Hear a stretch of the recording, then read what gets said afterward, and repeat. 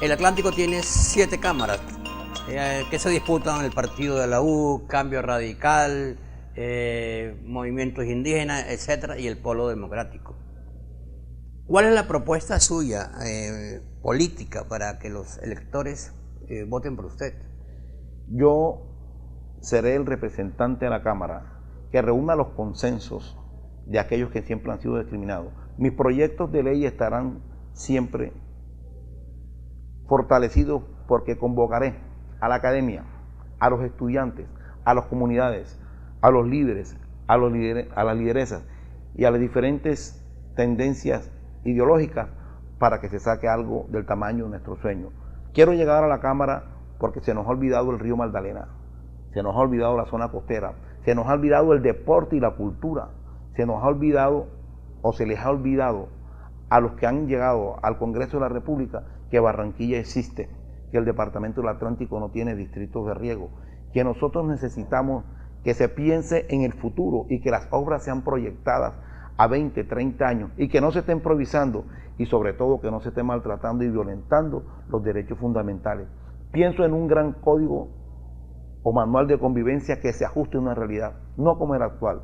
Estoy pensando también en este país crear un manual de convivencia específico para las autoridades de policía y estoy pensando también en que nosotros desde el Atlántico debemos de dar el ejemplo moralizando la administración pública, pero hay que fortalecer esas instituciones como los entes de control. Hay que dar un viraje al manejo que se le da a la Procuraduría, a la Personería, a la Defensoría, porque esos entes del Ministerio Público en este momento no reflejan la verdad de la necesidad del pueblo colombiano.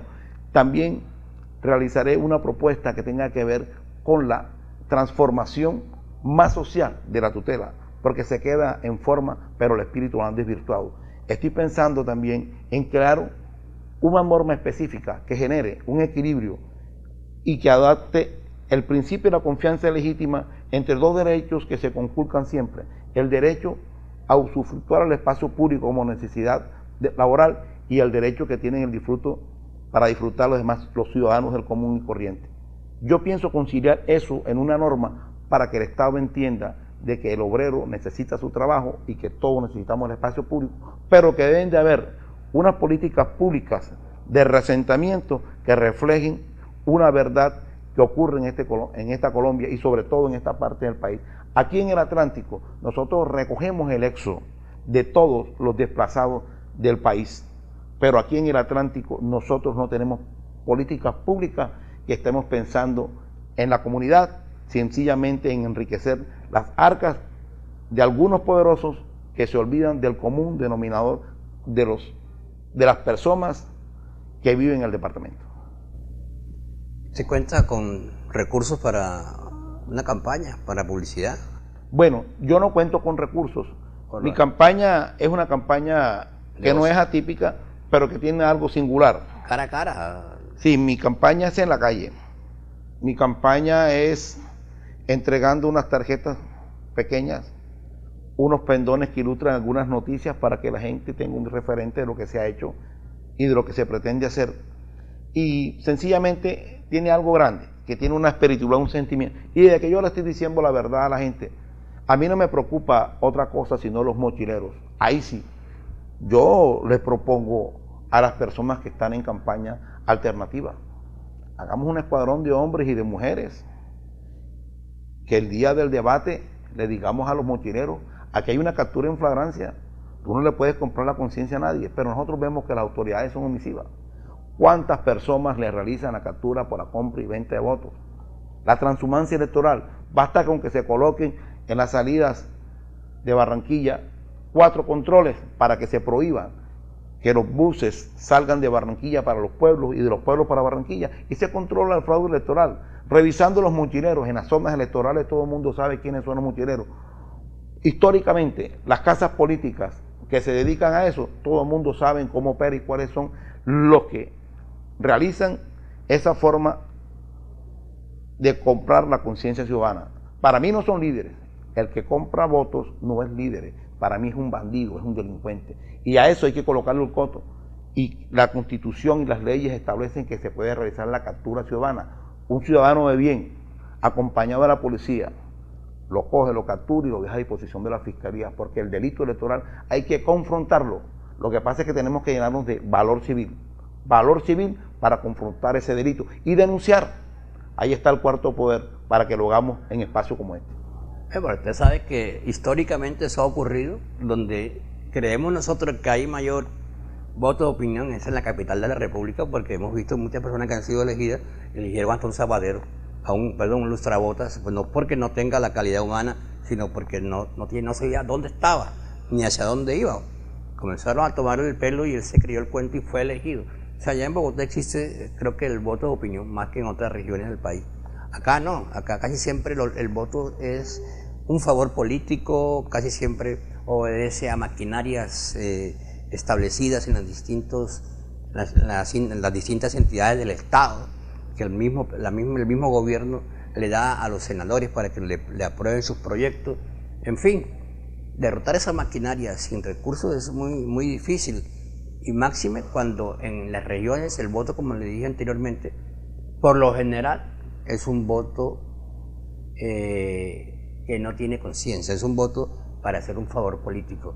Aquí cuando se han elegido gobiernos alternativos, la gente ha votado en contra de, no a favor de, o sea que no hay un nivel ideológico, no hay un nivel político de conciencia en la gente que dice voy a votar por Luis Escorza porque él tiene un planteamiento que le conviene a mi departamento, a mi región o a mi país. Aquí la gente vota por otra cosa. Entonces, si no hay una educación política, no va a pasar nada en nuestro país. Vamos a seguir siempre en la misma línea en la que estamos manejando hoy. Favores políticos, esto y lo otro, porque el voto de opinión no existe porque no hay educación política. Los que tratamos de hacer ganar así es muy difícil. Cultura social, cultura política, y aspiramos a la Cámara o a cualquier corporación con sentimiento y con pasión de hacer las cosas bien, estamos expuestos a que ocurra un fenómeno como ha ocurrido en el Atlántico y no pasa nada. 212,000 firmas nuevas inscritas, se practicó la transhumancia y las autoridades del caso no dicen y no hacen nada. Pero nosotros mire, no yo podemos... voy a dar un ejemplo que no hay conciencia política. Le decía que la gente votaba a favor de... aquí dijeron que había el mejor alcalde del mundo. No vamos a decir nombre porque no quiero herir susceptibilidades. Porque era el más popular, no era el mejor alcalde de Colombia. Porque para ser el mejor alcalde tienen que demostrar unos grandes resultados en la lucha contra el hambre y la corrupción. Y no se dieron. Ahí lo vemos, las estadísticas son claras. Pero mediáticamente lograron hacerle creer a la gente de que él era el mejor alcalde, o el mejor gobernador, o el mejor gobernante, cuando no fue así. Solamente se logró darle una imagen a través de unos recursos importantes. Lograron un posicionamiento político en un momento mediático de la administración con el poder, pero hoy la historia temprana nos dice de que hay quienes tienen el récord de investigaciones penales y disciplinarias, y por los sesgos mentales que tienen quienes manejan el control de instituciones del Estado. En el Ministerio Público, aquí en el Atlántico, todo el mundo hace lo que le da la gana. Hacemos una nueva pausa y ya continuamos con Luis Escorza León, el abogado de los pobres, tipo trabajador. Hemos visto desde la Inspección General unos actos usados. Ya volvemos. De lunes a viernes, de 6:30 a 7 de la noche, y nuestro compromiso es con la verdad, las noticias, las 6:30. Ya volvemos.